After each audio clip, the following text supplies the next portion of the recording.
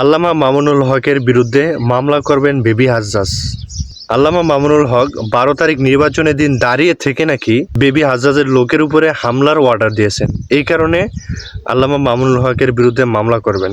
Baby Hajjaj আরও বলেছেন যে এখন তারা ক্ষমতায়, চাইলে অনেক কিছুই করতে পারে, প্রতি থানায় থানায় মামলা হবে এবং অ্যাটেম্প টু মার্ডারের মামলাও নাকি মামুনুল হকের বিরুদ্ধে হতে পারে।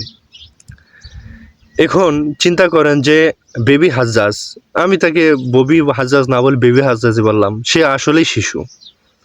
কেউ যদি ইতিহাস থেকে শিক্ষা গ্রহণ না করে তাইলে তাদের পরিণতি কেমন হয় সেটা কিন্তু ভালো মতোই সকলের জানা আছে এবং এই দৃষ্টান্তও কিন্তু সকলের সামনেই উপবিষ্ট আছে। আওয়ামী লীগ সরকারের অধপতনের কারণসমূহের মধ্য থেকে অন্যতম একটা কারণ হলো তারা আলেমদের উপরে নির্যাতন করেছে, আলেমদের উপরে তারা স্টিম রোলার চালিয়েছে, আলেমদেরকে হয়রানি করেছে। সাধারণ মানুষের আলেমদের উপরে একটা ভালোবাসা আছে, একটা ভক্তি শ্রদ্ধা আছে।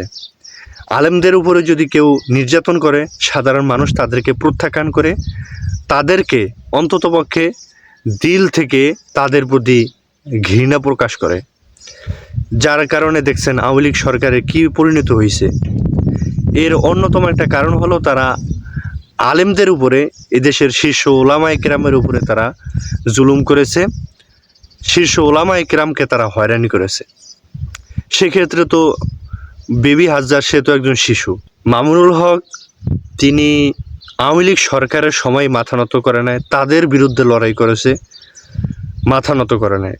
আর বেবি হাজ্জাজ তো সেদিনকে শিশু, তাইলে কিভাবে মনে করলো যে বেবি হাজ্জাজের কাছে মাথা নত করবে মামুনুল হক? কোশ্চেন কেন না, সম্ভবই না।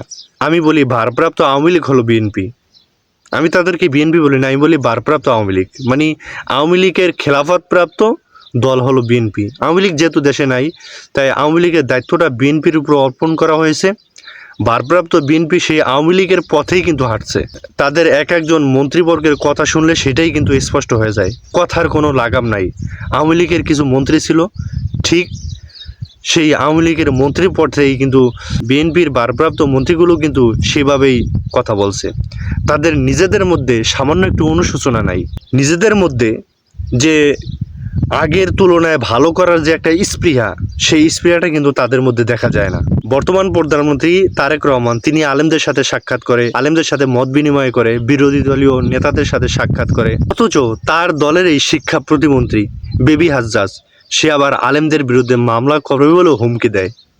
তাইলে দেখেন, কথায় এক কাজে আর এক, মানে মুখে বলে এক কথা, ভিতরে অন্তরে তাদের রয়েছে অন্য কথা। মুখে দেখায়, উপরে দেখায় যে আলেমদেরকে তারা ভালোবাসে, তারা আলেম বিদ্বেষী না, কিন্তু তলে তলে আলেমদের বিরুদ্ধে ষড়যন্ত্র কিন্তু তাদের চলছেই। সুতরাং যাদের মুখে এক কাজে আর এক, এরা কোনোদিন জাতির কর্ণধার হতে পারে না। এরা হয়তো কিছুদিন ক্ষমতার মসনদে থাকবে, এরপর তাদেরকে এই জাতি আবার আস্থা করে নিক্ষেপ করবে। কি জনগণ কেমন করবেন? না, কেমন করার সুযোগ থাকবে না।